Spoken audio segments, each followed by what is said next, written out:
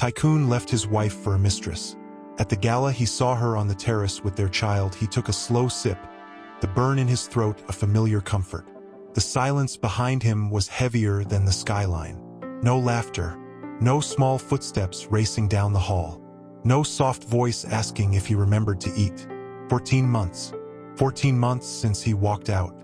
14 months since he told Claire, with cold precision disguised as liberation, "I need more. I need freedom.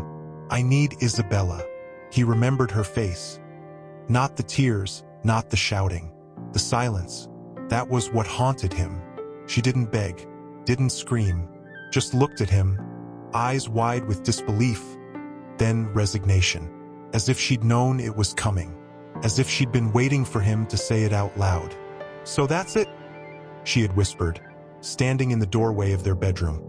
The one they'd painted together the year Noah was born. Soft blue walls, stars stenciled near the ceiling. "You're choosing her over us?" He had squared his shoulders. Businessman to the core, even in betrayal. "It's not about choosing over. It's about choosing for my happiness, Claire. Don't make this dramatic." Dramatic. Her voice cracked, just once. "You're leaving your son, your wife, your home, and you call me dramatic?" He didn't answer. He zipped his suitcase. Monogrammed leather, a gift from her 5th anniversary, and walked out. He didn't look back. Now, standing alone in the penthouse he'd moved into with Isabella. Sleek, cold, minimalist. Nothing like the warm chaos of his old home. He felt the hollowness. Isabella was beautiful, yes. Young, vibrant, connected. She laughed at his jokes, wore the dresses he bought her, posed for the society pages with practiced grace. But when he came home late, she was either asleep or scrolling through her phone, barely glancing up. "Long day, darling?" she'd murmur, not really asking. He'd grunt, loosening his tie. No questions about his mood. "No, you seem tired." "No, let me make you tea." Claire used to make him tea chamomile with honey when he came home stressed. She'd sit beside him on the couch, not talking, just being there. Sometimes, she'd rest her head on his shoulder. He used to think it was clingy. Now he'd give anything to feel that weight again. He finished the bourbon, set the glass down with a quiet clink. His phone buzzed. A notification. The invitation. The annual Starlight Gala, Metropolitan Museum of Art. Benefiting children's arts education. He almost deleted it. Too many eyes. Too many whispers. Too many people who knew. But then, he saw the list of featured artists. And there it was. Claire Vance. Contemporary mixed media exhibit. Rebirth. His breath caught. Claire. Painting again? She hadn't touched a brush in years. Not since Noah was born. Not since the sleepless nights and the endless responsibilities swallowed her creativity whole. He remembered her crying once, quietly, in the kitchen, holding a dried-up tube of cadmium red. "I miss it," she'd whispered. "I miss me." He'd patted her shoulder. "You'll get back to it. When things calm down." They never calmed down. And now she was exhibiting at the Starlight Gala, the most exclusive event of the season. A slow, bitter smile touched his lips. "Of course you did," he murmured to the skyline. "You always rise, even when I tried to bury you." He tapped the screen. RSVP, yes. Not because he missed her. Not because he regretted it. He told himself it was curiosity. He wanted to see how she looked, if she'd aged, if she was still broken. He told himself he wanted to see if she flinched when she saw him. He told himself a lot of things. But deep down, in the quiet place he refused to visit, he knew the truth. He needed to see if she was happy. And if she was, he wasn't sure he could bear it. The night of the gala arrived with the weight of a reckoning. Alexander adjusted his cufflinks in the back of the town car. Isabella beside him, radiant in emerald silk, diamonds glinting at her throat. She was nervous. He could feel it in the way she kept smoothing her dress, the way her smile didn't quite reach her eyes. "Are you sure you want to do this?" she asked, voice low. "Everyone will be watching, talking." "Let them talk," he said, voice clipped. "I don't owe anyone an explanation." But he did. He owed one person, and she wasn't in the car with him. The museum loomed ahead, grand and imposing, its steps lined with paparazzi and flashing lights. He stepped out, offered Isabella his arm. Cameras clicked. Whispers followed them like shadows. Inside, the gala was a symphony of wealth and pretense. Crystal chandeliers, string quartets, waiters gliding with trays of champagne and caviar. Laughter too loud, smiles too sharp. Alexander scanned the room. Not for business contacts, not for investors, for her. And then he saw her, across the room, near the entrance to the exhibit hall. Claire. She wore a simple black dress, no sequins, no plunging neckline, just elegance in restraint. Her hair, longer now, fell in soft waves over one shoulder.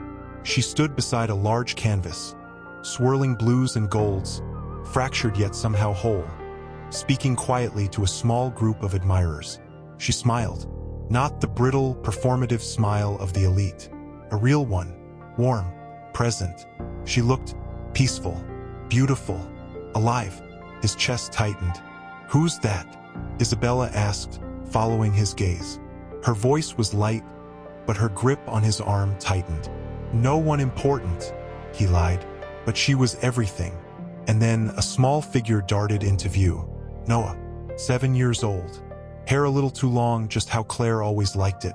Dressed in a tiny navy suit, bow tie crooked, grinning up at his mother as he pointed at the painting. Alexander's breath stopped.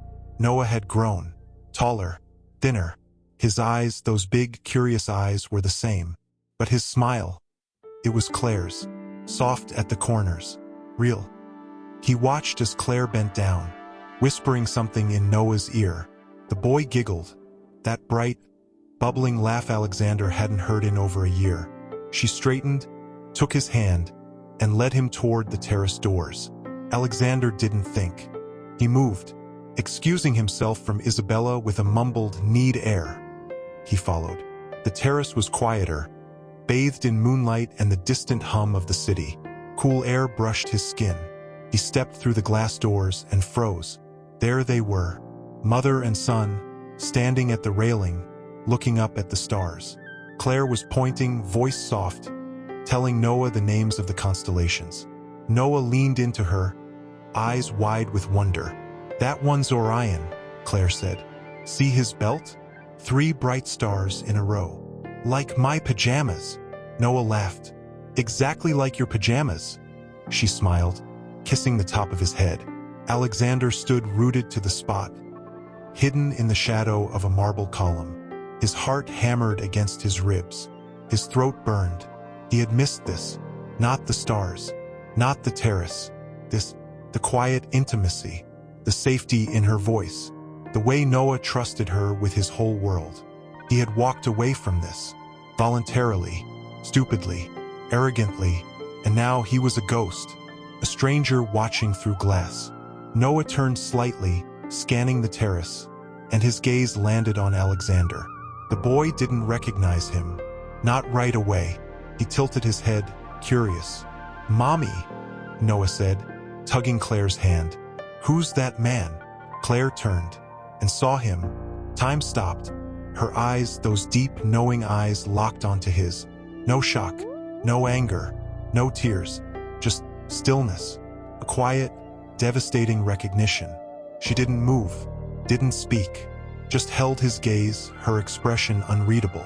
Alexander wanted to run, to apologize, to beg, to vanish, but he couldn't move. Noah looked between them, confused. "Do you know him, Mommy?" Claire finally looked down at her son. Her voice, when she spoke, was gentle, calm, unbroken. "Once," she said softly, "a long time ago." And then she turned back to the stars, pulling Noah gently against her side, shielding him, not from danger, but from the weight of a past that no longer belonged to them. Alexander stood there, unseen, unknown, unneeded, the man who owned half the city. And yet, he had never felt poorer in his life. The wind picked up, cold against his skin. Somewhere inside, the music played on.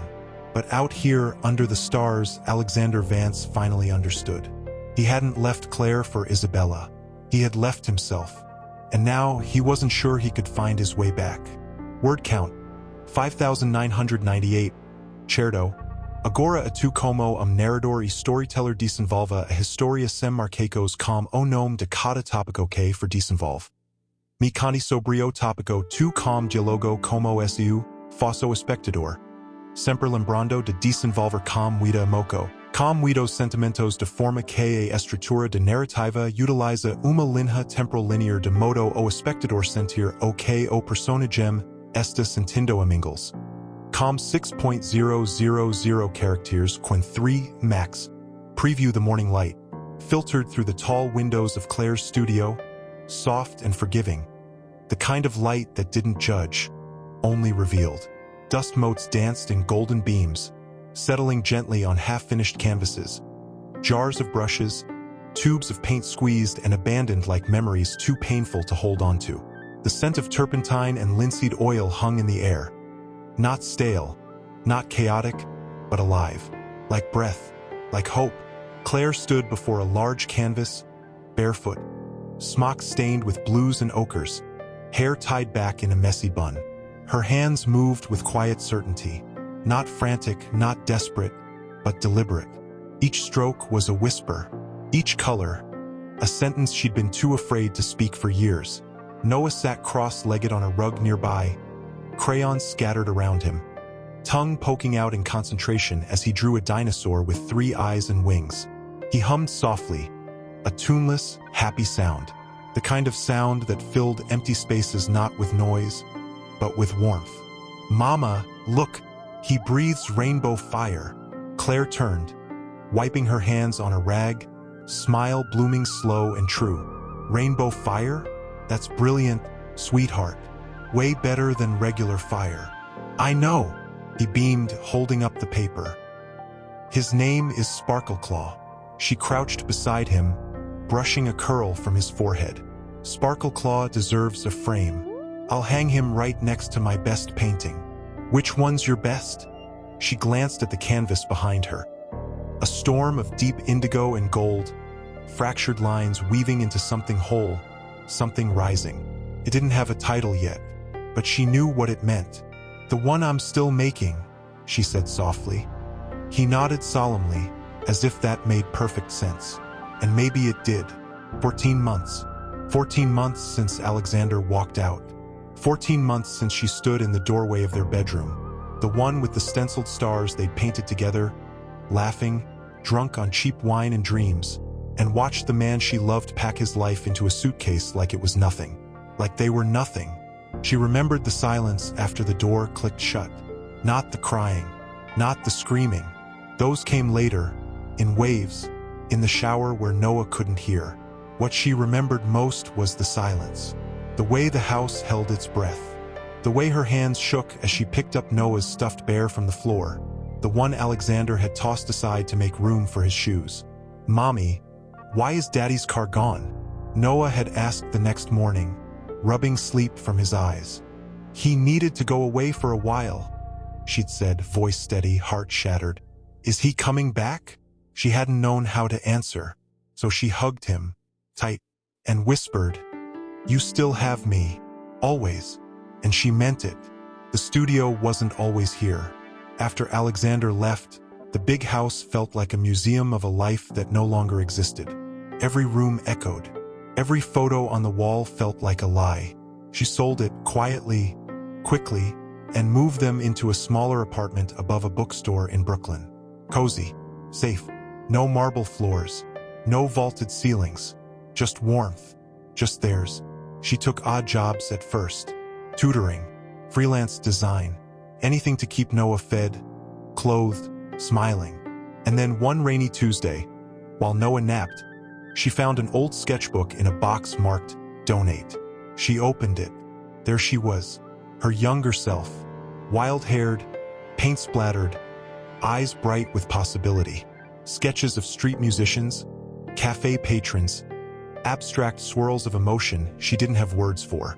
Notes scribbled in margins. What if blue could scream? Gold isn't joy, it's resilience. She sat on the floor and cried. Not because she missed who she was, but because she realized she was still there, buried, but not gone. That night, after tucking Noah in, she bought a single canvas, one tube of paint, one brush. She didn't know what she was painting. She just started. And when the first stroke hit the surface, thick, bold, trembling, she sobbed, because it felt like coming home. Now, months later, her hands didn't shake anymore. She painted grief. She painted rage. She painted quiet mornings with Noah's head on her lap as she read him stories. She painted the way the light hit his eyelashes when he slept. She painted the empty space beside her in bed, not with bitterness, but with honesty. She painted the moment she stopped waiting for Alexander to come back. She painted herself, not as a victim, not as a martyr, but as a woman who chose to rise, even when her knees were bruised. And then, the invitation came.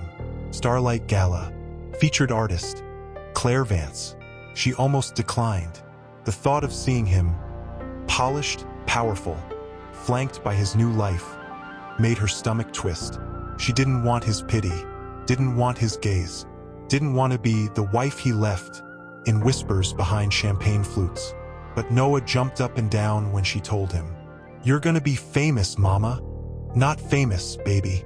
Just seen." "Same thing." She laughed, and in that laugh she found her answer. She wasn't going for Alexander. She was going for herself, for Noah, for every woman who'd been told she was less because her marriage ended, for every mother who'd rebuilt her world with trembling hands and stubborn love. She would stand in that room, not as his shadow, not as his regret, but as Claire, artist, mother, survivor. The night of the gala, she dressed simply. Black dress, no jewels, hair loose.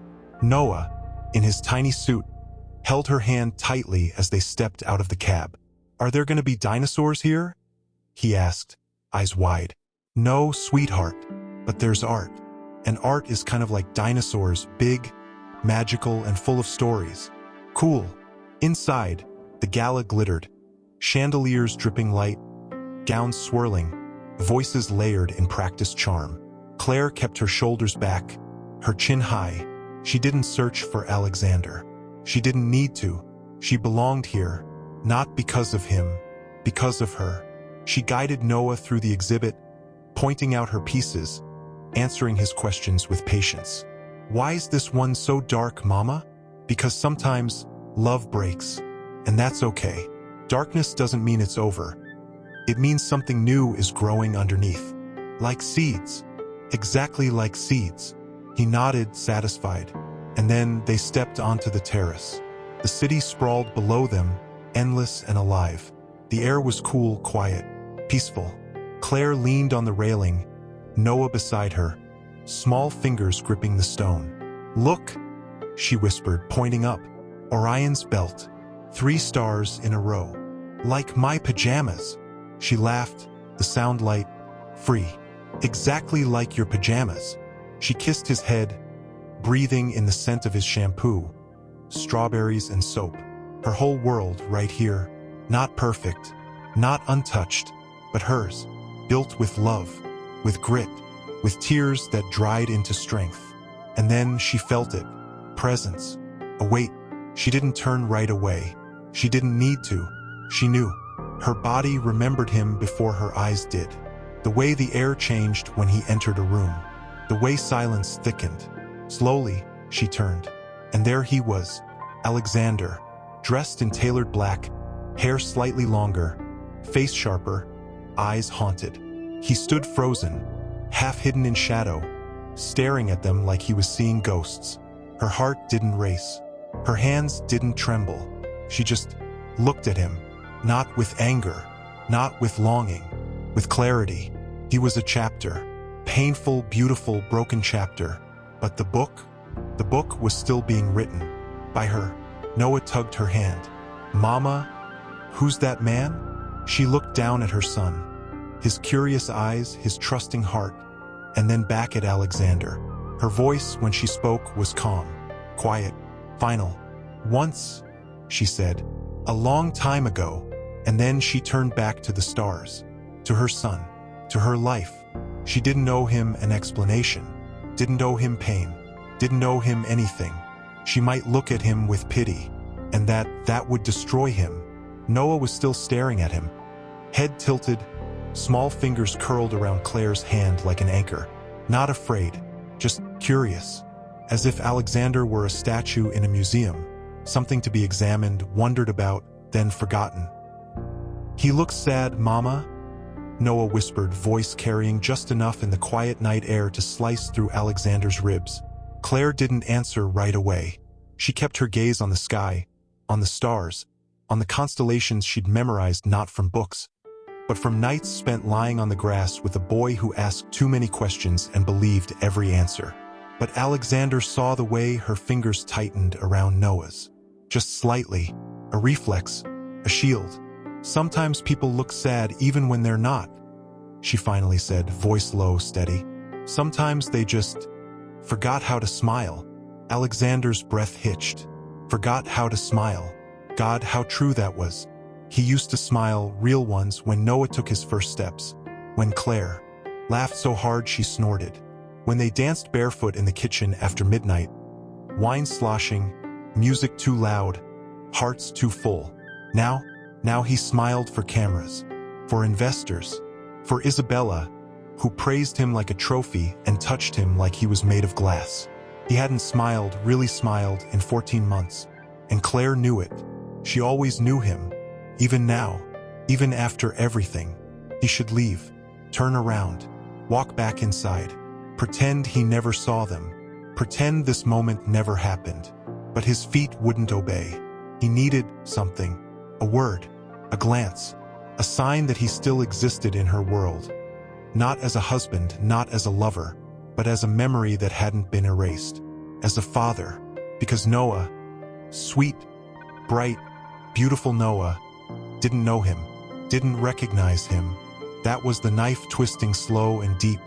He'd held that boy as a newborn, sang off-key lullabies, stayed up all night rocking him through fevers, promised him, over and over, "Daddy's here, Daddy's got you." And now, who's that man? A stranger, a ghost, a man who chose glitter over grit, glamour over grace, a younger woman's laughter over his son's sleepy sighs. The wind picked up, sharp and sudden, carrying the distant hum of violins from inside. A waltz, elegant and hollow. It wrapped around him like a shroud. Claire finally turned her head. Not fully, just enough to catch his eye again. Just enough to let him know she knew he was still there. Watching, bleeding. Her expression didn't change. No anger, no sorrow, just knowing. And then she did something that shattered him. She smiled, not at him, at Noah. Soft, warm, safe. "Come on, love," she murmured, bending to scoop him into her arms. "Let's go find the dessert table. I heard there's chocolate fountain." "With strawberries?"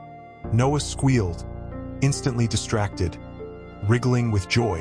"With strawberries, and marshmallows, and whatever else you can dip without dropping." She adjusted him on her hip, turned deliberately slow, and began walking back toward the glass doors. She didn't look back, not once. Alexander watched her go. The sway of her hips, the way Noah's head nestled into the curve of her neck, the effortless way she carried him, like he was still her whole world. Because he was. And Alexander was the man who walked away from it. The doors slid open. Laughter spilled out. Light, music, life. And then they closed behind her, leaving him alone, in the dark, with the stars, and the silence. He didn't go back inside right away. Couldn't. He walked to the railing, the same one she'd leaned against, and gripped it until his knuckles turned white. He stared down at the city, at the millions of lives unfolding below him, each one tangled in its own joy and grief. He thought about calling out, just saying something. "Claire, Noah, I'm sorry, but what good would it do? Sorry didn't erase absence. Sorry didn't rebuild trust. Sorry didn't make a 7-year-old recognize his father's face." He pulled out his phone, thumbed through notifications, texts from Isabella, "Where are you?" Emails from his assistant, Mr. Vance, the Delacroix deal needs your signature. Calendar reminders, board meeting, 9 a.m. All meaningless. He opened his camera, scrolled back, way back, to the last photo he'd taken of them. Claire, hair in a messy bun, flour on her nose, laughing as Noah smeared cake batter on her cheek. It was Noah's 5th birthday. They'd baked together, made a mess, made memories. He remembered that day. He remembered thinking, this is enough. This is everything. And then, he forgot. He scrolled further.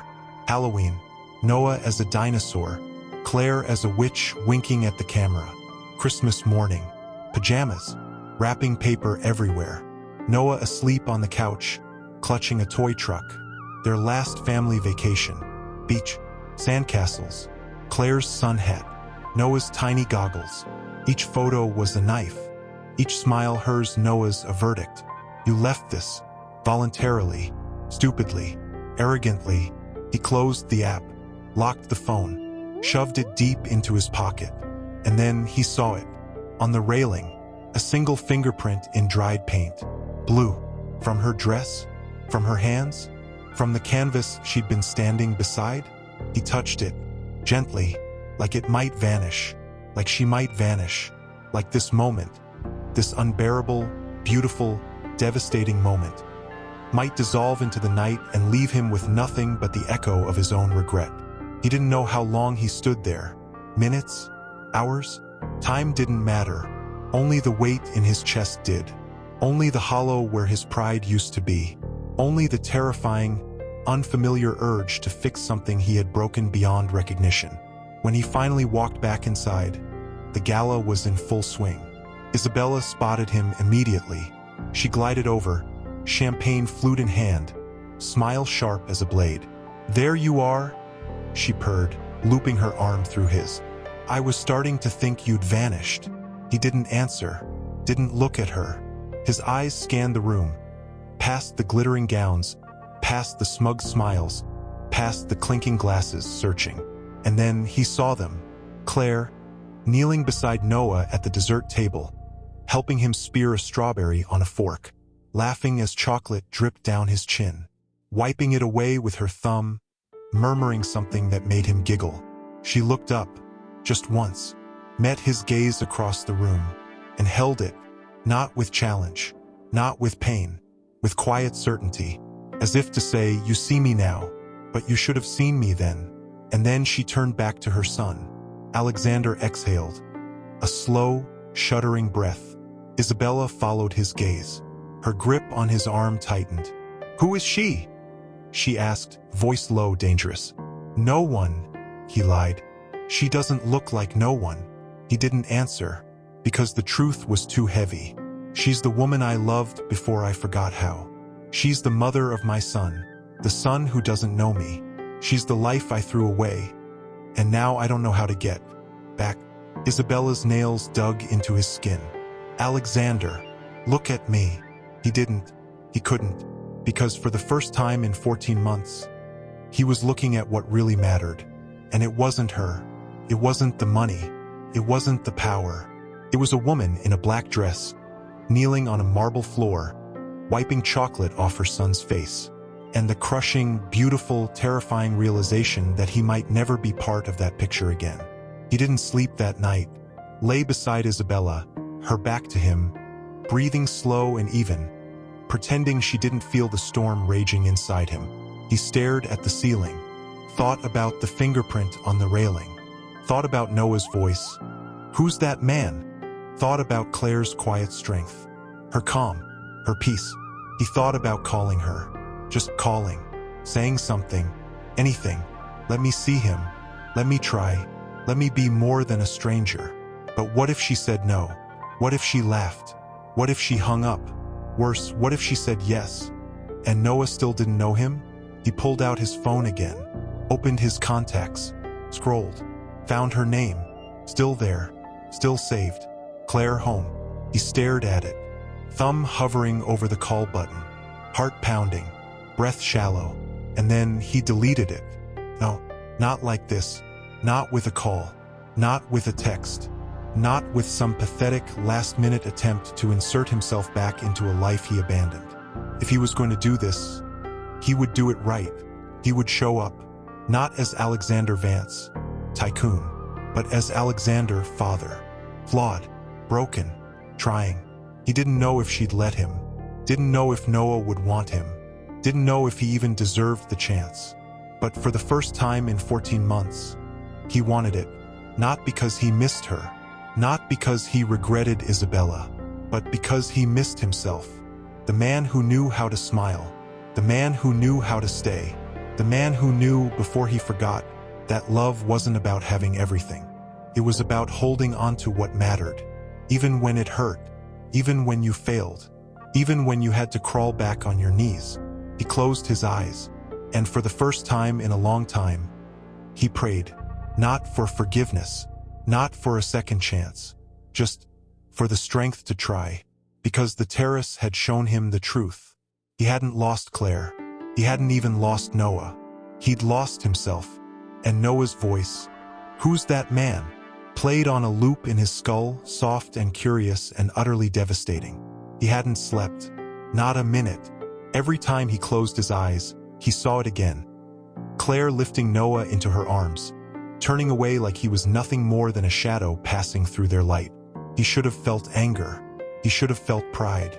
He felt hollow, like someone had reached into his chest and scooped out everything that used to make him feel like a man, a father, a human being with weight in the world. Isabella stirred beside him, stretching like a cat, silk sheets sliding down her bare shoulders. "You're still dressed," she murmured, voice thick with sleep. "And you look like hell." He didn't answer.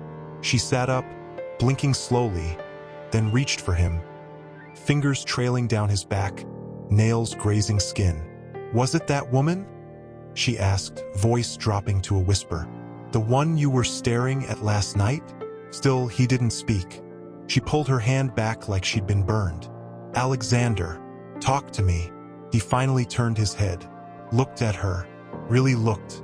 She was beautiful, flawless skin, high cheekbones, lips like rose petals, the kind of woman men ruined themselves for.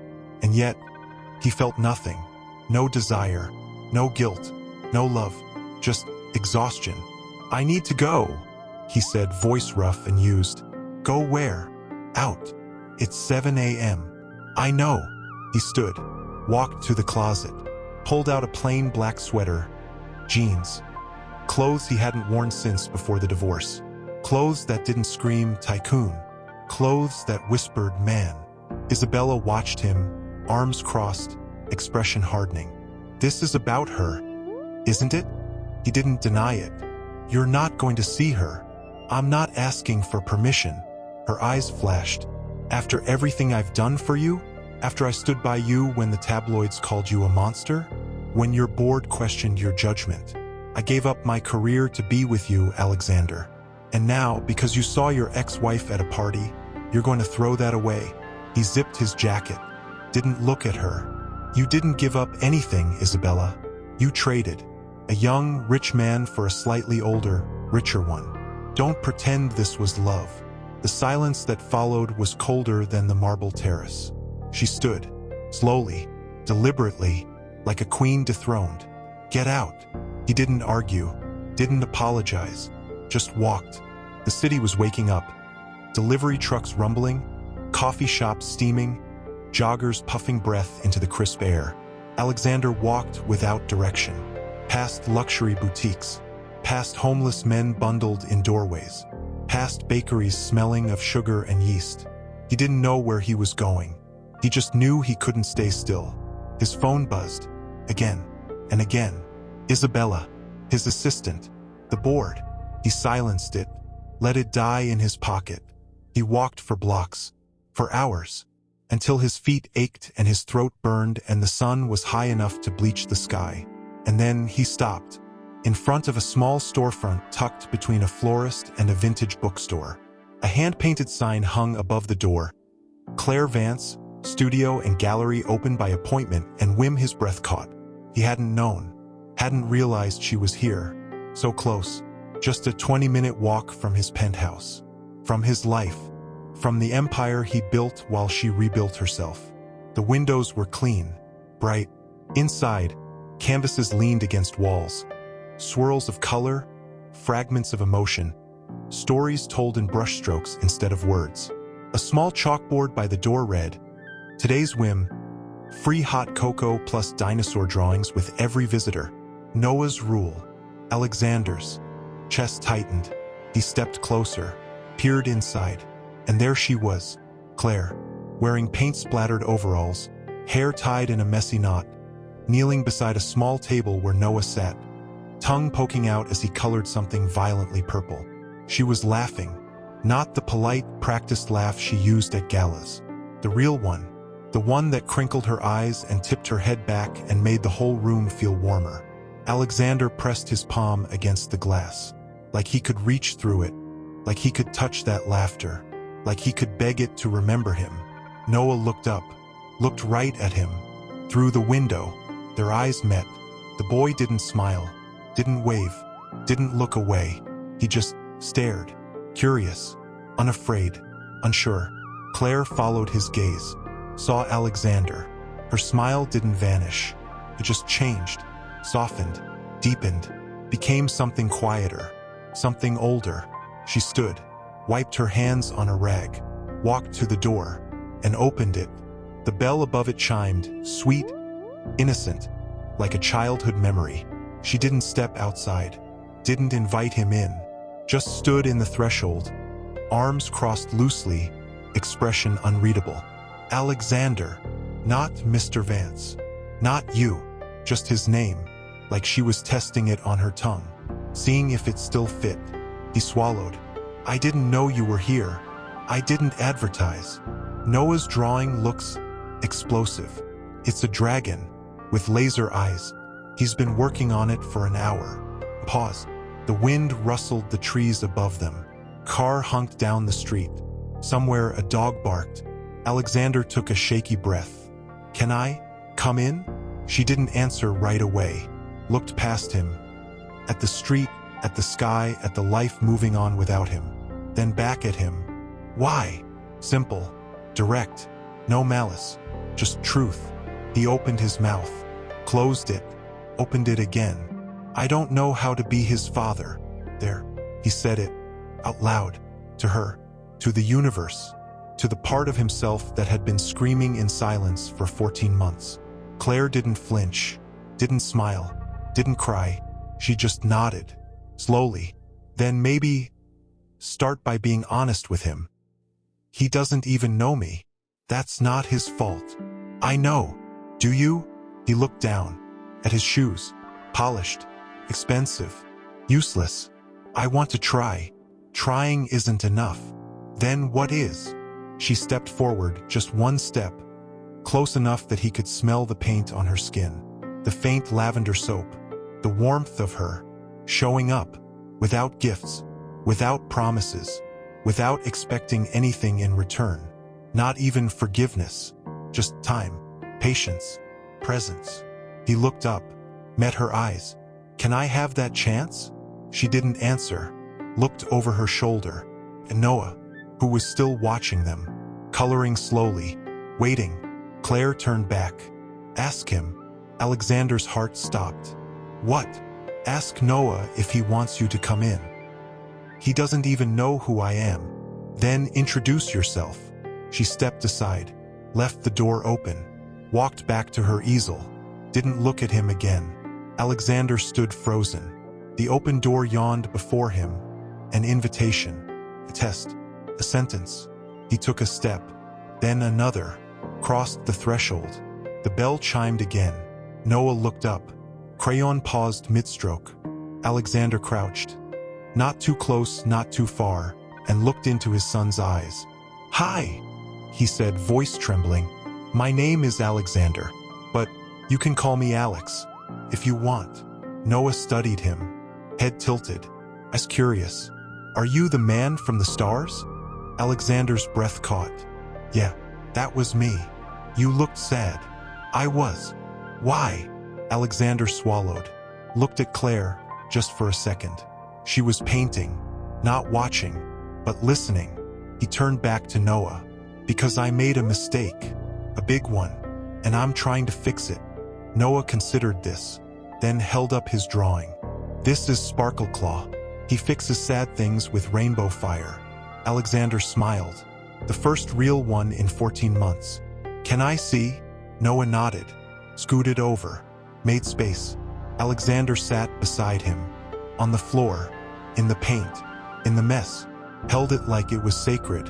Because in this moment, on this rug, in this sunlit studio smelling of turpentine and childhood, it was, "Here," Noah said, pointing to a blank space near the dragon's tail. "This is where the fire comes out. But it's not regular fire. It's rainbow fire. So you gotta use..."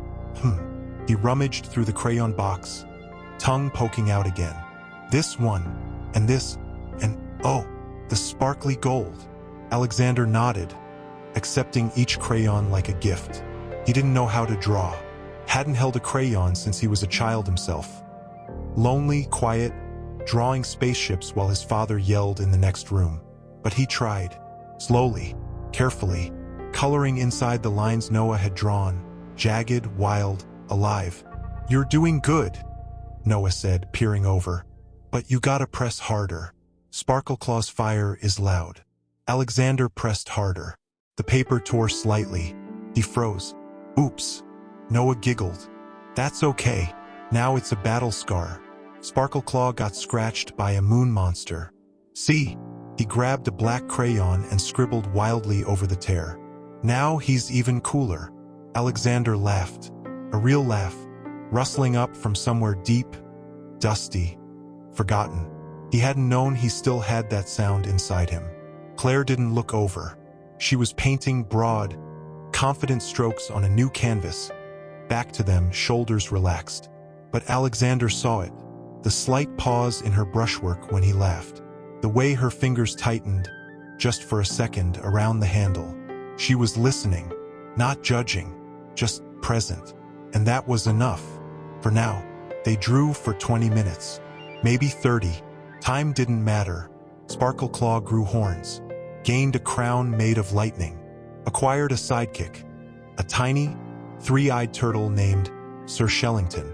Alexander asked questions. "Does Sir Shellington breathe fire too?" "No, he breathes bubbles. Magic bubbles that make you tell the truth. Even if it's scary? Especially if it's scary." Alexander's throat tightened. He glanced at Claire again. She still hadn't turned. But he knew. She heard that too. Noah yawned suddenly, stretching his arms above his head, crayon slipping from his fingers. "I'm tired, Mama." Claire turned then, set her brush down, wiped her hands, walked over. She didn't look at Alexander. Didn't need to. She crouched beside Noah, brushing his hair from his forehead. "Time for your nap, love. But I want to finish Sparkleclaw. He'll be here when you wake up. I promise." She scooped him up, effortlessly like he weighed nothing, and stood. Alexander stood too, automatically, instinctively, like a father should. Noah's head lolled against Claire's shoulder, eyes already half closed. "Bye, Alex," he murmured, voice thick with sleep. Alexander's heart stuttered. "Alex, not that man. Not the sad man from the stars. Alex," he swallowed. "Bye, buddy. Sleep well." Claire adjusted Noah in her arms, turned toward the back of the studio, where a small curtain hid what Alexander assumed was a cot, or a daybed, or some cozy corner she'd carved out for him. She paused, looked back, at Alexander. Her eyes were soft, not forgiving, not welcoming, but open. "You can stay, if you want. He'll be asleep in 10 minutes. We can talk." Alexander nodded, didn't speak, didn't trust his voice. She disappeared behind the curtain. Alexander stood in the middle of the studio, suddenly aware of how out of place he was. His designer sweater, his polished shoes, his expensive watch ticking like a countdown to something he couldn't name. He walked to the window, looked out. The street was quiet. A woman walked her dog. A delivery man unloaded boxes. Life moving on. Normal. Peaceful. He'd spent years chasing power, prestige, the next deal, the next acquisition. And here, in this small, paint-splattered room, was everything he'd been starving for. And he hadn't even known it. 10 minutes passed, maybe 15. Claire returned, quietly, pulling the curtain closed behind her. She walked to the small kitchenette in the corner, filled a kettle, set it on the stove. The click of the burner igniting was loud in the silence. She didn't look at him, didn't speak, just waited. Alexander walked to the counter, leaned against it, arms crossed, trying to look casual, failing. "He called me Alex," he said finally, voice low. "He's good at names. He's good at everything." She smiled faintly. "He's 7. He still puts socks on his hands and pretends they're puppets." "I missed that." The words slipped out before he could stop them. Raw, unvarnished. Claire turned then, looked at him, really looked. "Yes," she said softly. "You did." The kettle whistled.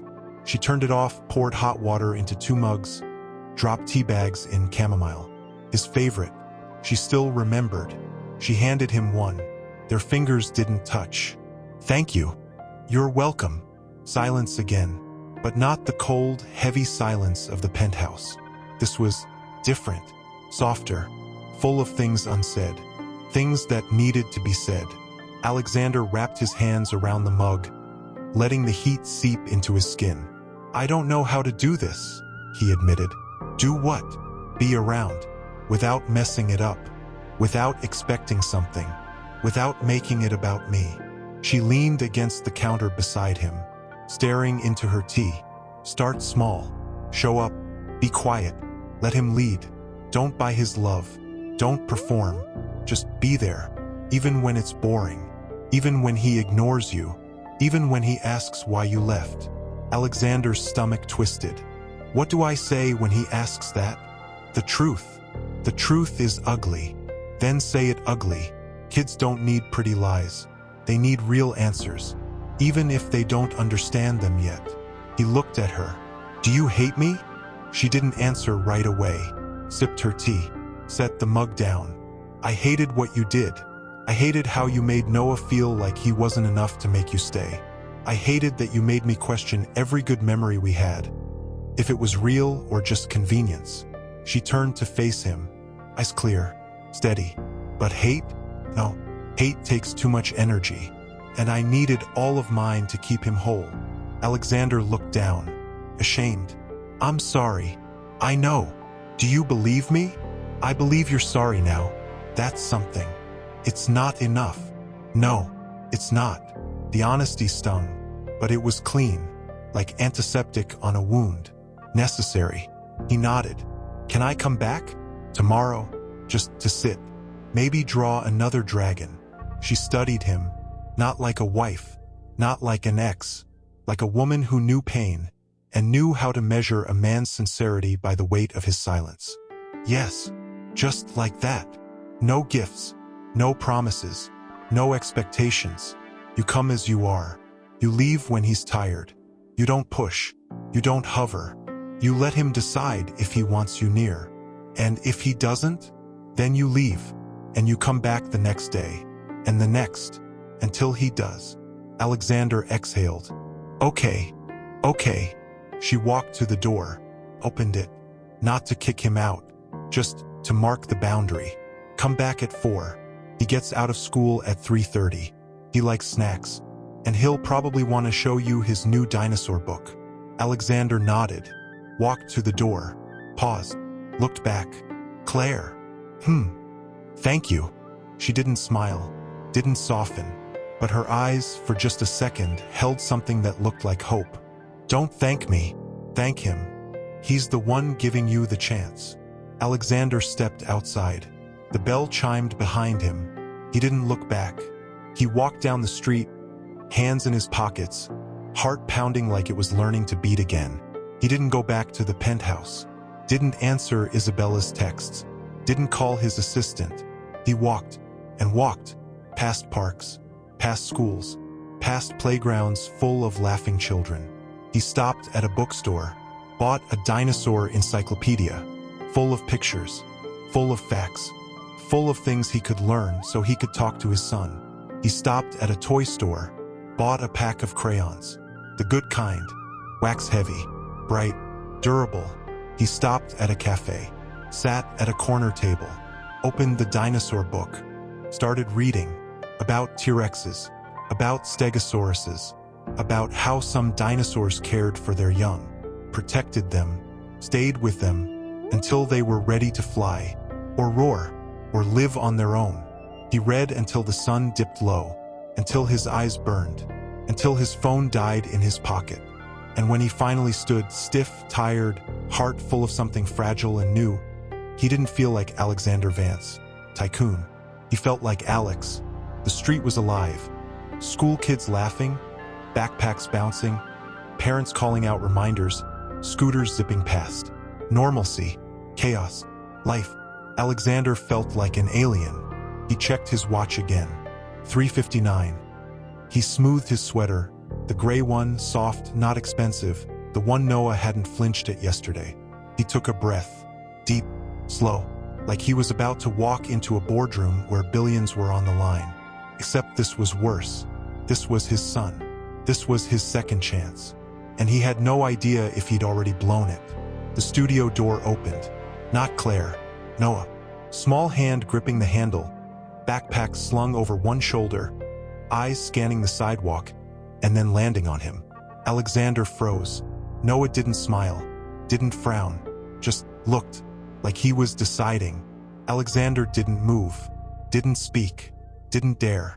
And then Noah stepped out, let the door close behind him, walked toward him, slowly, deliberately. Alexander's heart hammered against his ribs. Please, please let him say something. Please let him not run away. Please let me be enough, just for 5 minutes, just for today. Noah stopped in front of him, looked up. You came back. Not a question, a statement. Alexander swallowed. I said I would. Mama said you might not. Why? Because grown-ups say stuff and then forget. Alexander's chest cracked open. I won't forget. Noah studied him, then reached out, tugged on his sleeve. Did you bring the book? Alexander blinked, then almost laughed with relief. Yeah, I did. And croissants. And new crayons. The sparkly kind. Noah's eyes lit up. The super sparkly? The super sparkly. Noah grinned, grabbed his hand. Not gently, not politely, like he owned it. Come on. Mama's making hot chocolate. He pulled Alexander toward the door. Alexander stumbled slightly, not from the force but from the weight of it. The weight of being chosen, of being trusted, of being needed. Even just a little, even just for now. Inside, Claire was at the stove, stirring a pot of steaming milk. Back to them, shoulders relaxed. She didn't turn when they entered, didn't greet him, didn't acknowledge him. But Alexander saw it, the slight pause in her stirring when Noah laughed, the way her fingers tightened around the wooden spoon. She knew he was here. She knew Noah had taken his hand, and she didn't stop it. That was permission. That was grace. Noah dropped his backpack with a thud, scrambled onto a stool at the small table, and pointed at Alexander. He brought the book, and croissants, and super sparkly crayons. Claire turned then, smiled at Noah, not at Alexander. That's very thoughtful. She set 2 mugs on the table, marshmallows already floating on top. Wash your hands first, mister. Ugh, Mama. No chocolate until hands are clean. Noah groaned, slid off the stool, and raced to the tiny bathroom in the corner. The moment he was out of sight, Claire looked at Alexander. Just for a second, her eyes were unreadable. Not cold, not warm, just watching. Alexander didn't speak, didn't move, didn't dare break the fragile peace. She turned back to the counter, poured more milk into a 3rd mug, set it down, pushed it slightly toward him. Not a word, just tea, chamomile, his favorite. He sat, didn't touch the mug, waited. Noah came running back, hands dripping, face bright. I washed them so good. Let me see, Claire said, inspecting his fingers with mock seriousness. Acceptable. Barely. Noah giggled, scrambled back onto his stool, grabbed a croissant, and took a huge bite. Alexander watched him, the way his cheeks puffed out, the way chocolate smeared on his nose, the way he hummed happily, feet swinging under the table. He wanted to memorize it, wanted to freeze this moment, wanted to live inside it forever. Claire sat beside Noah, sipping her cocoa, quiet. Alexander finally reached for his mug. Warmth seeped into his palms. He took a sip, perfect temperature, just like she always made it. He looked at her. "Thank you." She didn't look at him. "For the cocoa? For letting me be here?" She set her mug down, looked at him, really looked. "I'm not letting you be here, Alexander. He is."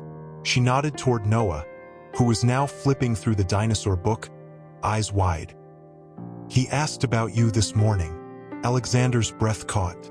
What did he ask? If you liked T-Rexes, if you knew how big their teeth were, if you'd come back. Alexander's throat tightened. "What did you say?" "I said, if you promised, you probably would. And if I hadn't?" She met his eyes. Then he would have learned another lesson about promises. The words weren't cruel. They were true, and that was worse. Alexander looked down. "I won't break it." "Good." Noah suddenly slammed the book shut. Alex, did you know T-Rexes had tiny arms?"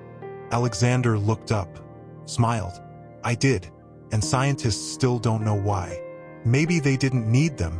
Maybe they just roared and stuff fell into their mouths." "Possible. Very efficient." Noah grinned, grabbed a crayon, and started drawing furiously. "I'm gonna make a T-Rex with laser arms. Then he won't need tiny ones." Alexander laughed. Claire watched them, quietly, her expression unreadable. But Alexander saw it, the slight softening around her eyes, the way her shoulders dropped, just a fraction. She wasn't forgiving him. Not yet, maybe not ever. But she was allowing, and that was more than he deserved. They stayed like that for an hour, drawing, talking, laughing. Noah showed Alexander his secret dinosaur cave behind the curtain. A fort made of blankets and pillows, stocked with juice boxes and stuffed animals. Alexander crawled inside. It was too small. His knees cracked. His back ached. He didn't care. Noah handed him a juice box. "You gotta poke the straw in." "I can't reach." Alexander did. Handed it back. Noah grinned. "You're good at this." Alexander's chest swelled. "At juice boxes? At being here?" The words hit him like a punch. He didn't know how to respond, so he just smiled and sipped his own juice box, like a child, like a father, like a man learning how to be human again. When Noah yawned big, dramatic, arms stretching, Claire stood. "Bedtime, love." "But I'm not sleepy." "Your eyes say otherwise." She held out her hand. Noah groaned, but took it. He turned to Alexander. "You'll come back tomorrow?" Alexander's heart stopped. "Do you want me to?" Noah nodded. "Yeah, you gotta see my new drawing. It's a T-Rex riding a rocket." "I wouldn't miss it." Noah grinned, then did something that shattered Alexander's world. He hugged him, quick, tight, smelling of chocolate and crayons and childhood. "Bye, Alex." And then he was gone, behind the curtain, with Claire. Alexander sat on the floor, juice box in hand, heart pounding like it might burst. He didn't move, didn't breathe, just felt. The warmth of the hug, the weight of the trust, the terrifying, beautiful responsibility of it. Claire returned, stood over him. "He hugged you." Alexander looked up, nodded, couldn't speak. "He doesn't hug just anyone." "I know. He hasn't hugged his teacher, or his soccer coach, or the nice man at the bookstore who gives him stickers." Alexander swallowed. "Why me?" She crouched beside him, eyes level with his. "Because you showed up, because you listened, because you didn't try to buy him, because you let him lead." She paused. "And because he remembers you, somewhere, in the quiet places, before the leaving, before the silence. He remembers the man who sang off-key lullabies, who built blanket forts, who let him win at chess even when he cheated. Alexander's eyes burned. I don't deserve this. No, you don't. She stood, walked to the door, opened it. Come back tomorrow, 4 p.m. Same rules. Alexander stood, nodded, walked to the door, paused, looked back. Claire. Thank you for letting me remember too. She didn't smile, didn't cry, but her eyes for just a second glistened. Don't thank me. Thank him. Alexander stepped outside. The bell chimed. He didn't look back. He walked down the street, hands in his pockets, heart full. And for the first time in 14 months, Noah had hugged him, not out of obligation, not because Claire told him to, because he wanted to, because somewhere, beneath the layers of silence and absence and broken promises, his son still had a space in his heart with Alexander's name on it. And that was a miracle. He sat on a bench in a quiet park, the dinosaur book still tucked under his arm, Noah's juice box, half empty, still clutched in his hand like a relic. He stared at it. The bendy straw, the cartoon T-Rex on the side, the sticky residue on the cap. He brought it to his lips, drank the last warm, syrupy sip, and smiled, like a man who'd just tasted grace. His phone buzzed, again and again. He pulled it out. Screen lit up with notifications. Isabella, where are you? Isabella, we have dinner with the board at 8. Isabella, Alexander. Answer me. His assistant. Sir, the Delacroix contract needs your signature by midnight. His lawyer, we need to discuss the prenup revisions. He swiped them all away, didn't reply, didn't care. Let them wait, let them wonder, let them rage. For the first time in years, Alexander Vance wasn't where he was supposed to be. He was where he needed to be, and that was enough. He finally returned to the penthouse just after 9 p.m. The lights were off. Too quiet, too cold. He stepped inside, toeing off his shoes. A habit he'd never had before, but one he'd picked up watching Claire, watching Noah, watching the way they moved through their small, warm world like they belonged there. Isabella was waiting, curled on the couch in silk pajamas, glass of wine in hand, face sharp with fury. Where have you been? He didn't answer, walked to the kitchen, poured himself water, drank it slowly. She stood, followed him. I called you 12 times. I know. And you didn't answer? No, why? He set the glass down, turned, looked at her, really looked. She was beautiful, flawless, and utterly empty. I was with my son. She flinched, just slightly. You went to see her. I went to see him. And she just let you? After everything. She didn't let me. He did. Isabella's laugh was brittle. Oh, please. She's playing you. She wants something. Money, custody, revenge. You really think she just forgave you? Alexander didn't flinch. She hasn't forgiven me, and she doesn't want anything from me, except to not hurt him. And you believe that? I believe him. He hugged me today, Isabella. He hugged me. Her face twisted. So what? Kids are easy. They forget. They forgive. They don't understand betrayal. He understands more than you think. And what? You're just gonna drop everything? Your life? Your future? For a kid who doesn't even know you? Alexander stepped closer, voice low, dangerous. He's not a kid. He's my son. And I'm not dropping anything. I'm picking something up. Something I threw away. And what about us? What about me? There is no us. There never was. You knew that when you took me. She slapped him, hard. The sound cracked through the penthouse like a gunshot. Alexander didn't move, didn't touch his cheek, just looked at her. You're right. I deserved that. She stared at him, eyes blazing, lips trembling. You're choosing them. I'm choosing me, the man I was before I forgot how to stay, before I forgot how to love without conditions. You'll regret this. I already regretted everything else. She turned away, walked to the bedroom, slammed the door, Alexander didn't follow, didn't beg, didn't explain. He walked to the window, looked out at the city, at the lights, at the lives, and for the first time, he didn't see an empire. He saw a home, small, warm, waiting. He didn't sleep in the bedroom that night, slept on the couch, in his clothes, dinosaur book on his chest, juice box on the floor beside him. He dreamed, not of boardrooms, not of deals, not of Isabella's cold touch. He dreamed of blanket forts, of off-key lullabies, of Noah's laugh, of Claire's quiet strength, of paint-splattered floors and crayon dragons and chocolate-smeared smiles. He woke with tears on his cheeks and a smile on his lips. Morning came too soon. He showered, shaved, dressed simply, jeans, sweater, no tie, no watch. He packed a bag. Not much. Toiletries, a change of clothes, his wallet, his keys, the dinosaur book, the crayons. He left a note on the kitchen counter. Isabella, I'm not coming back. The penthouse is yours. The cars, the accounts. Take it all.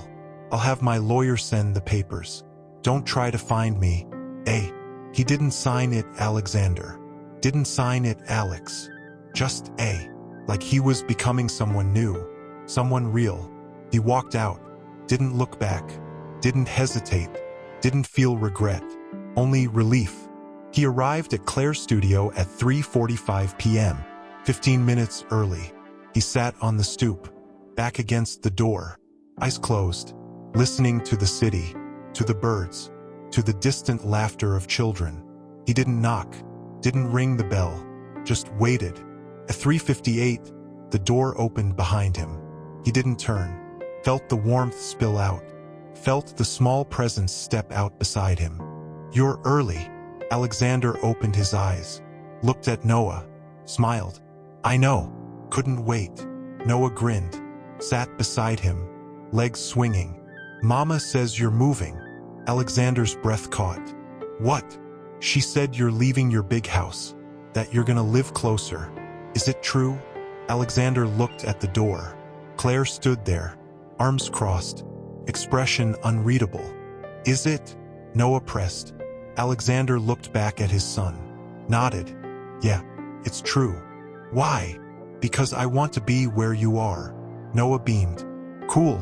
Can you help me build a bigger fort? The biggest.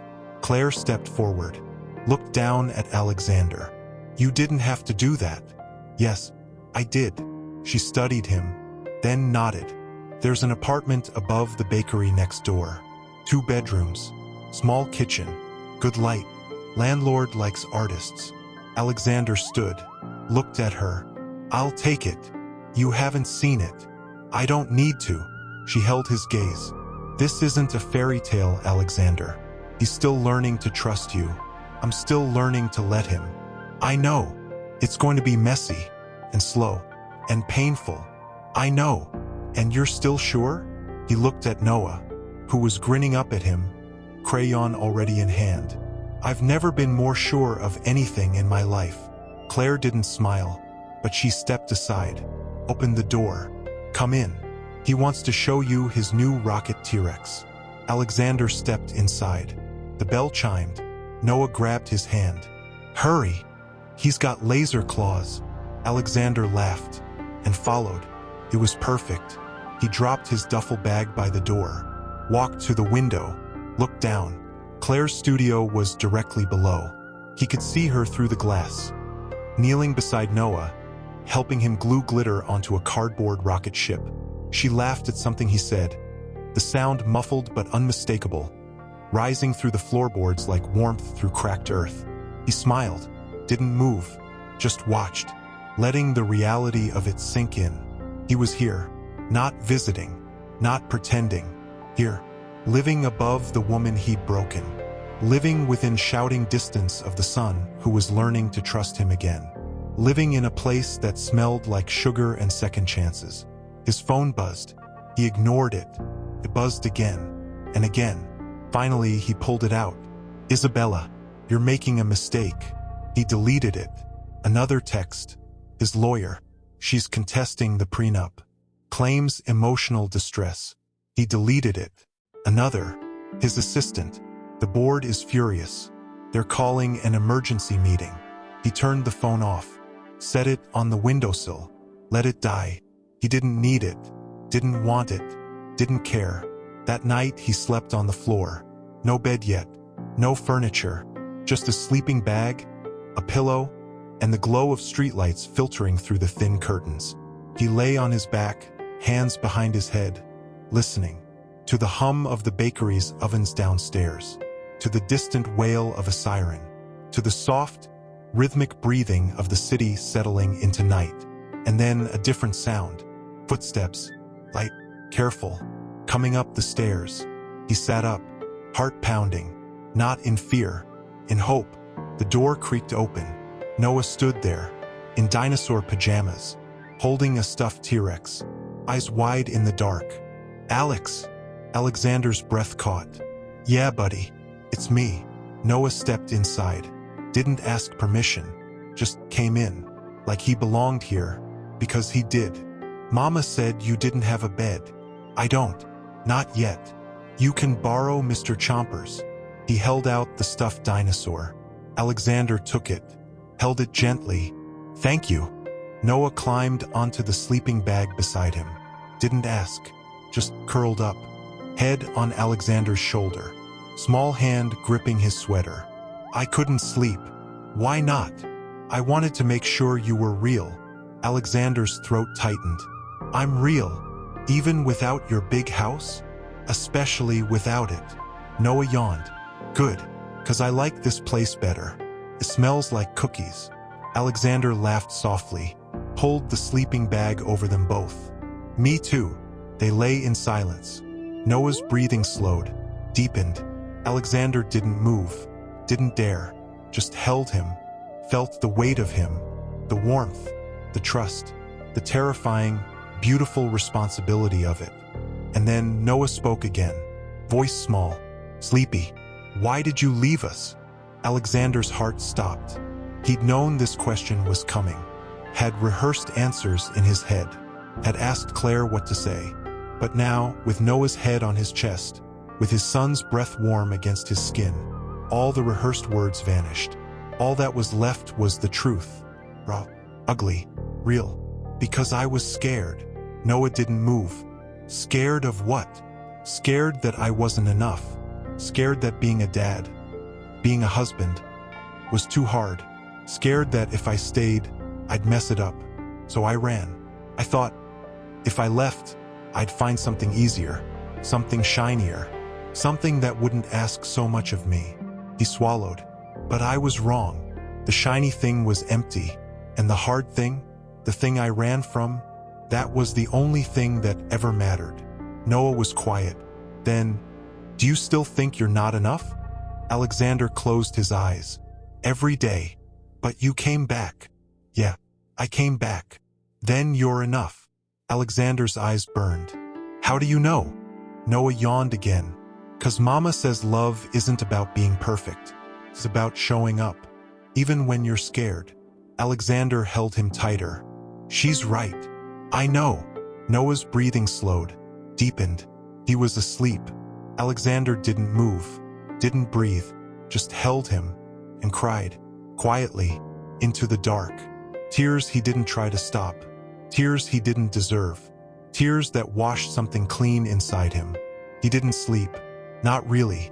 Just lay there, holding his son, listening to the city, to the bakery ovens, to the soft, steady rhythm of Noah's heartbeat against his own. At dawn, he heard footsteps again, lighter this time.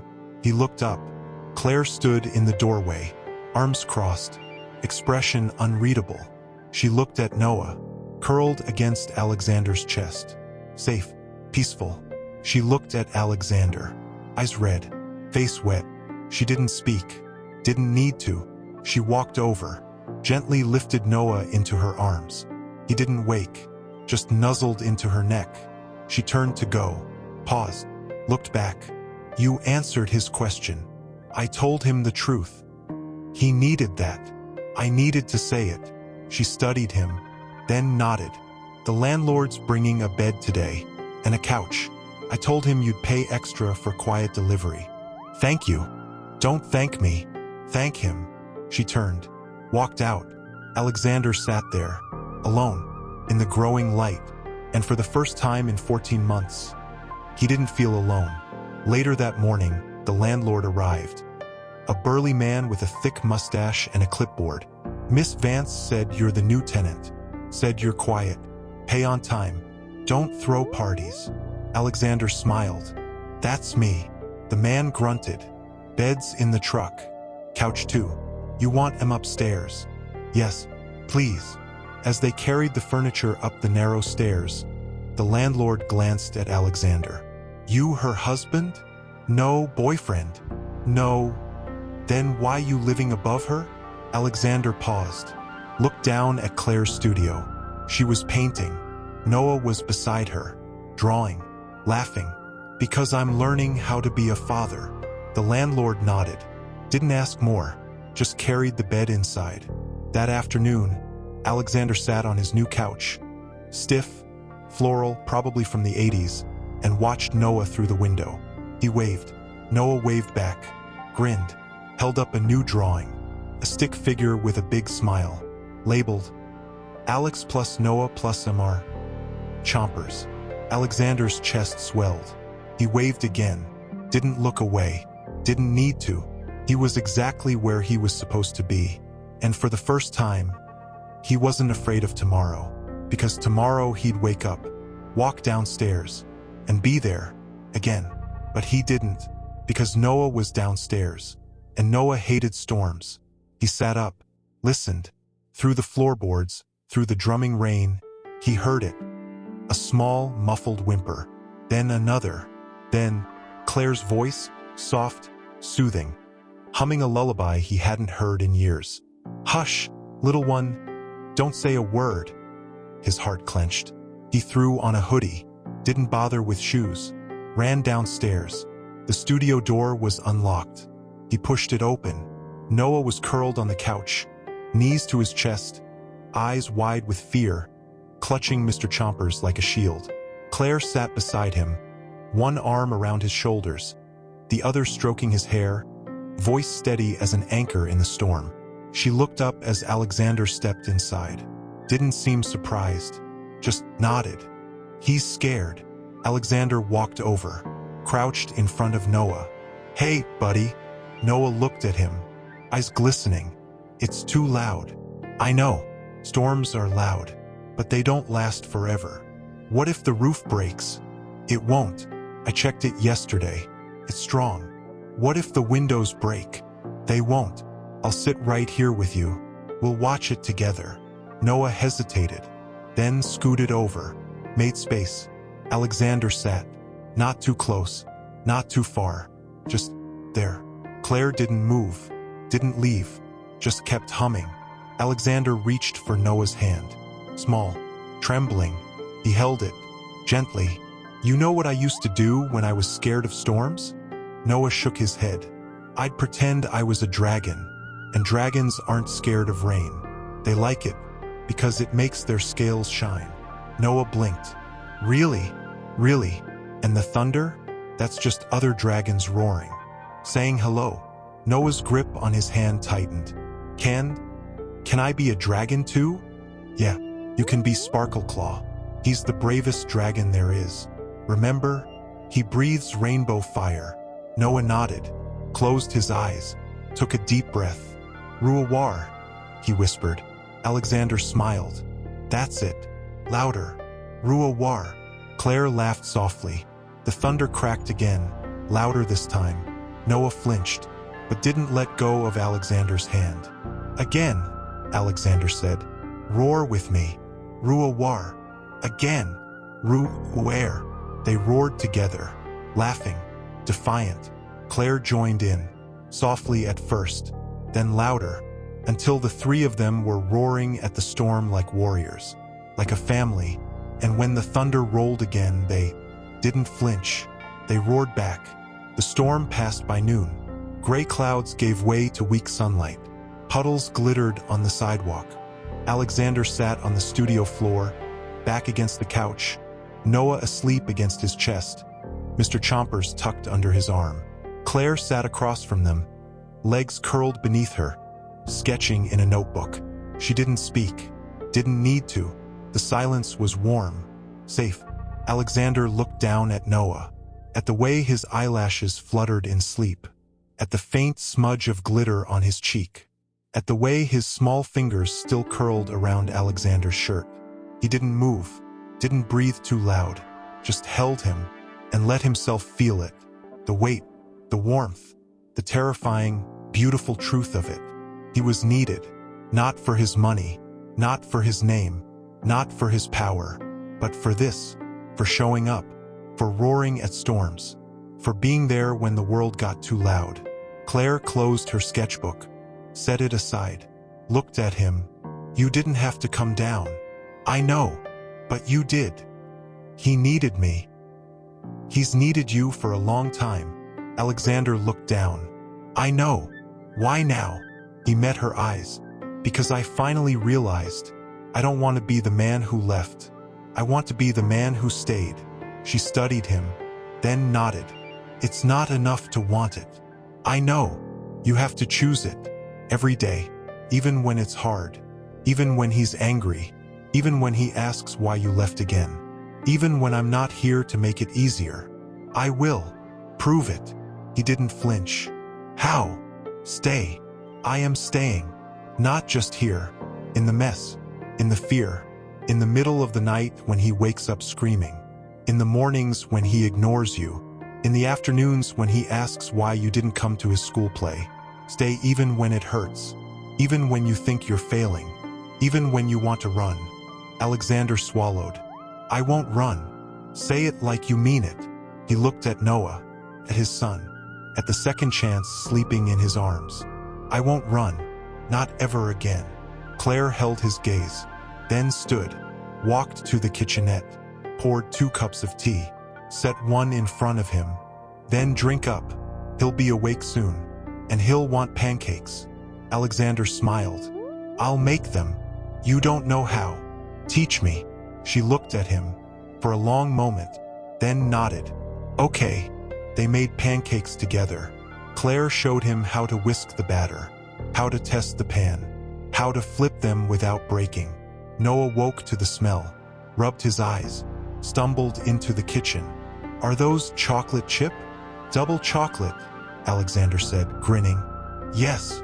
He scrambled onto a stool, watched them cook. Claire flipped a pancake. Perfect. Alexander tried. It folded in half. Noah laughed. It's a dinosaur pancake. A very confused dinosaur, Claire said, smiling. Alexander plated it anyway, added syrup, set it in front of Noah. For the bravest dragon I know.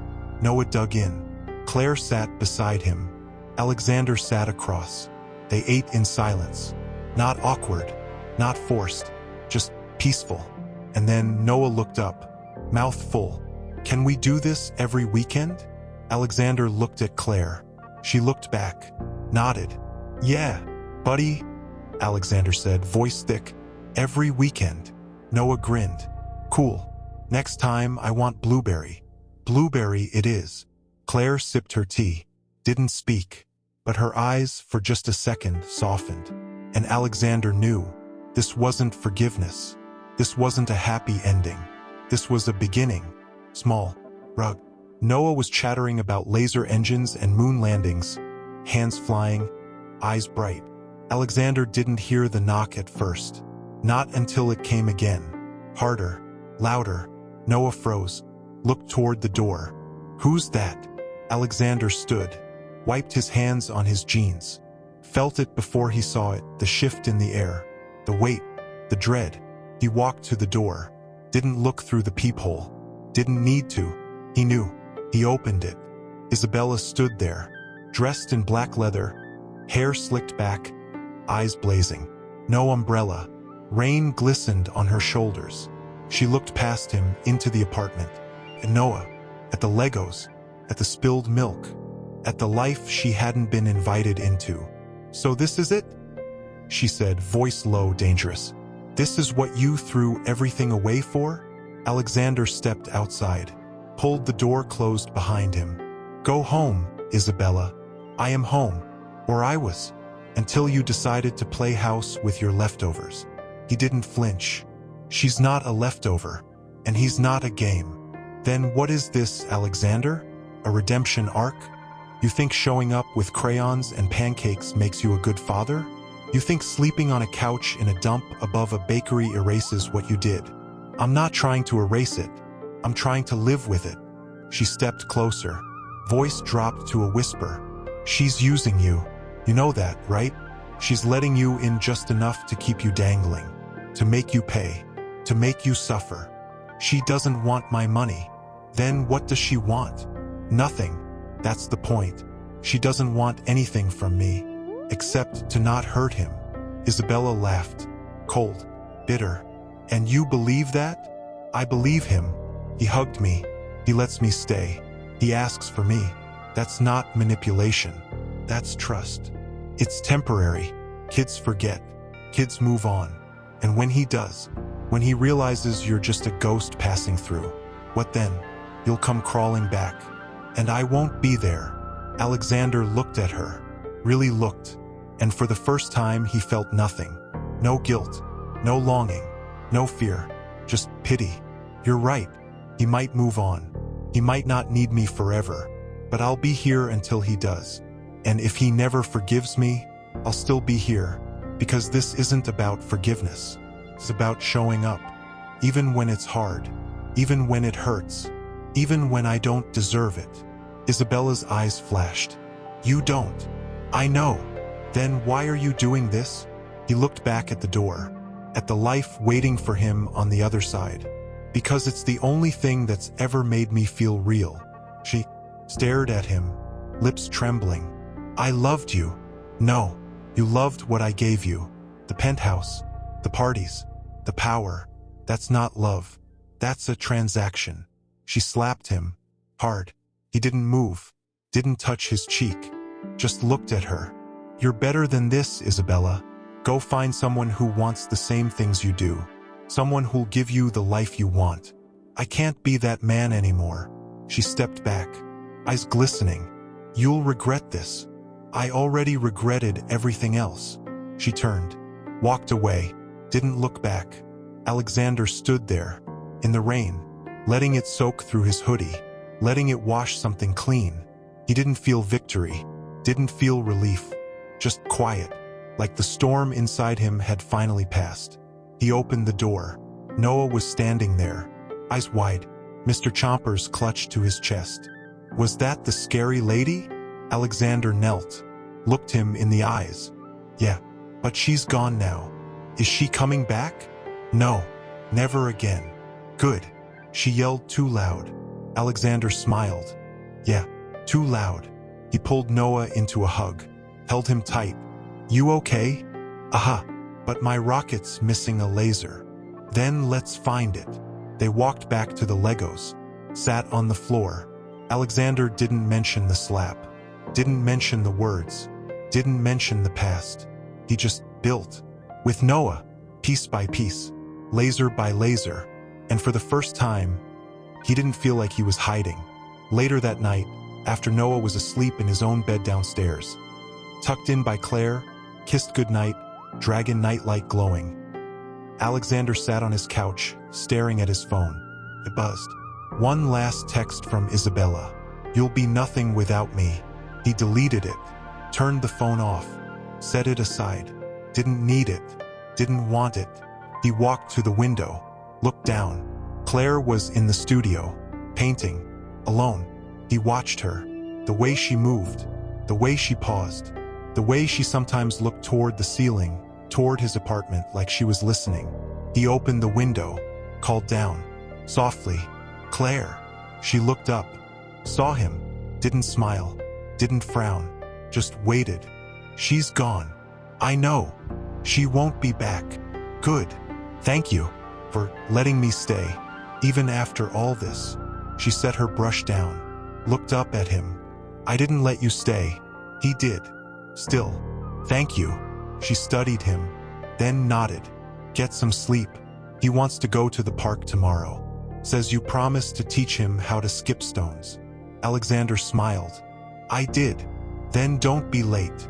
She turned back to her canvas. Alexander closed the window. Didn't feel the cold. Didn't feel the weight. Just peace. The next morning he woke early. Made coffee. Drank it by the window. Watched the sunrise paint the rooftops gold. He didn't think about Isabella. Didn't think about the penthouse.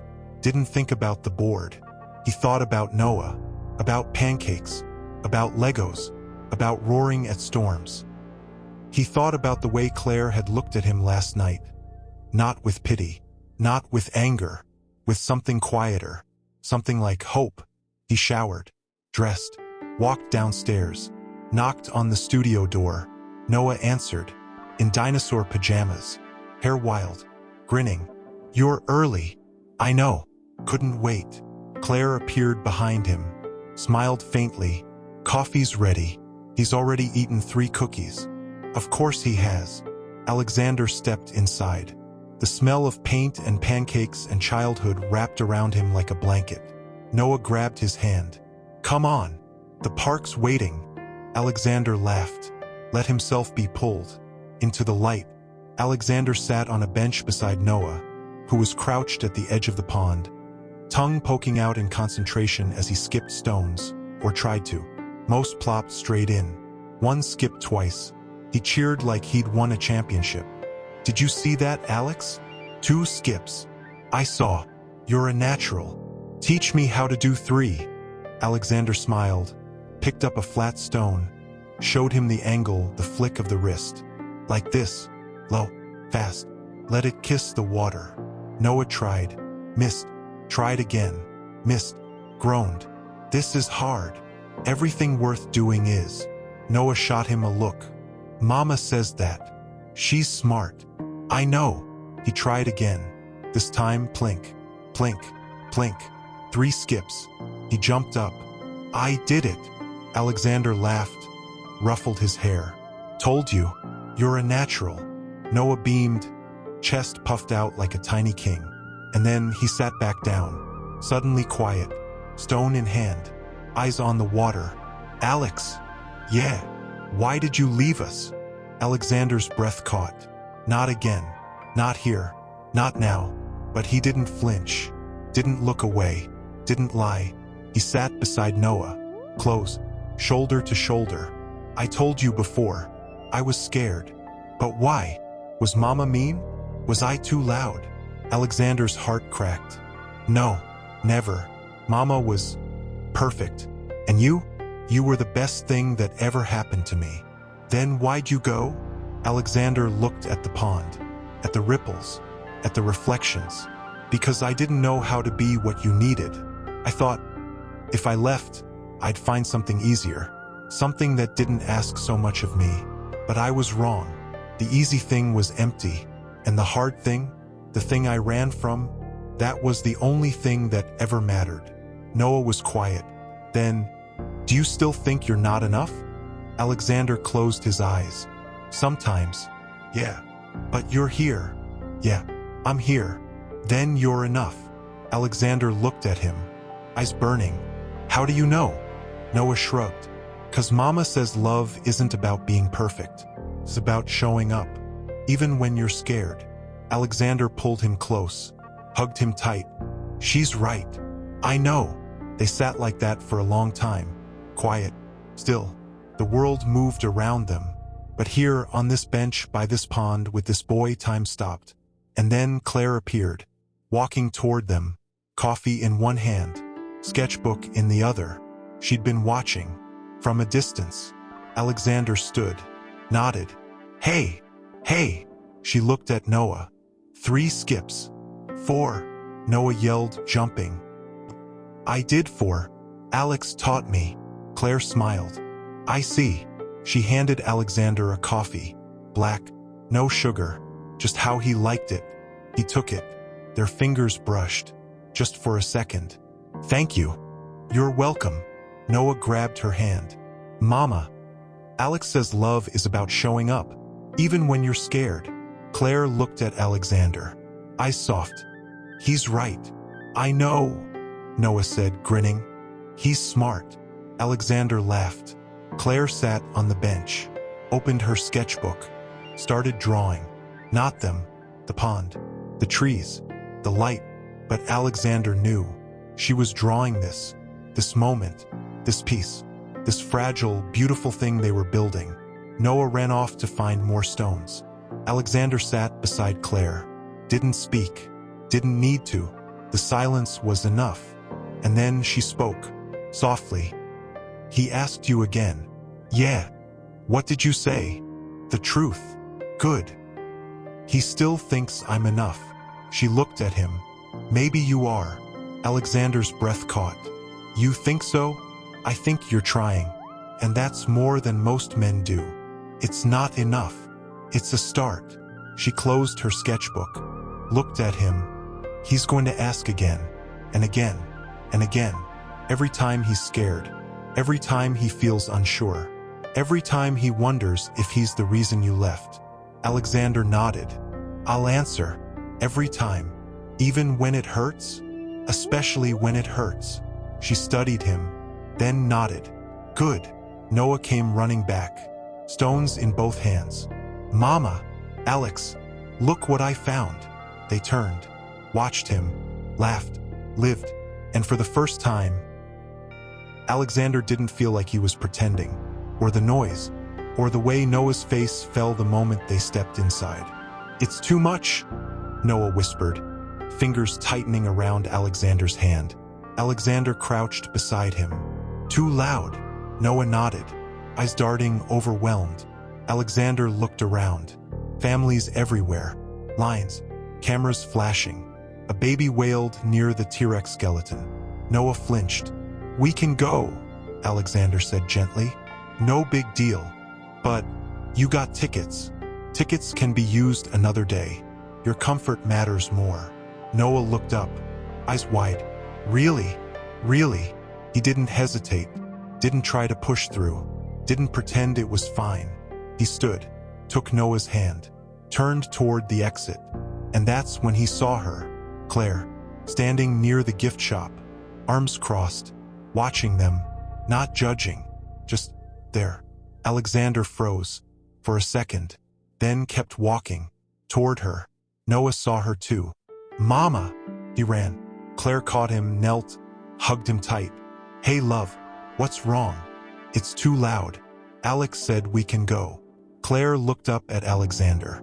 You didn't force him to stay. He didn't want to, so we're leaving. She studied him, then nodded. Good call. She stood, took Noah's other hand.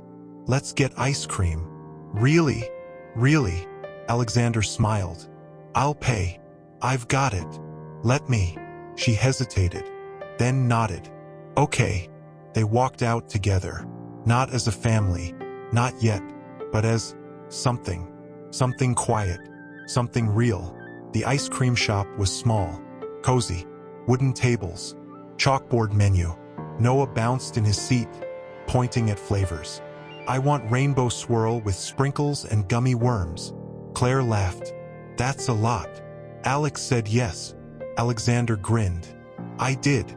He ordered, paid, sat beside Noah, across from Claire. They didn't talk much, didn't need to. The silence was easy, warm. Noah chattered about dragons and rockets and the giant T-Rex he'd seen in the museum window. He looked mad. Maybe he was just hungry, Claire said. Then he should have eaten the gift shop. They laughed, and for a moment, it felt like a family. Not the broken one, not the fractured one, but the one they were building, piece by piece, moment by moment, scoop by scoop. Later, walking back to the studio, Noah between them, holding both their hands, Alexander felt it, the weight of normalcy, the beauty of it, the terror of it. Because this quiet walk, this shared ice cream, this easy laughter, was what he'd thrown away.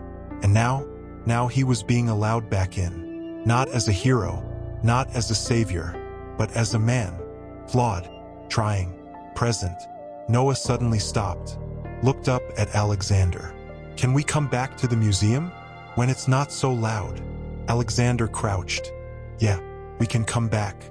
Just you and me, or all three of us. Whenever you're ready. Promise. promise." Noah grinned. "Cool." He started skipping, dragging them both. Claire laughed. Alexander laughed. And for the first time, Claire knelt beside him, brushed a curl from his forehead, then stood, stretching her back with a quiet sigh. She didn't look at Alexander, didn't speak, just walked to the kitchenette, filled the kettle, set it on the stove. The click of the burner was loud in the quiet. Alexander stood too, didn't know whether to leave or stay, hovered near the door like a ghost, unsure if he was welcome. She poured hot water into 2 mugs, dropped in tea bags, chamomile, his favorite. She still remembered, set one on the counter, pushed it slightly toward him, still didn't look at him. He walked over, wrapped his hands around the warmth, didn't drink, just held it, let the heat seep into his bones. The silence stretched, not awkward, not forced, just heavy, full of things unsaid, things that needed to be said.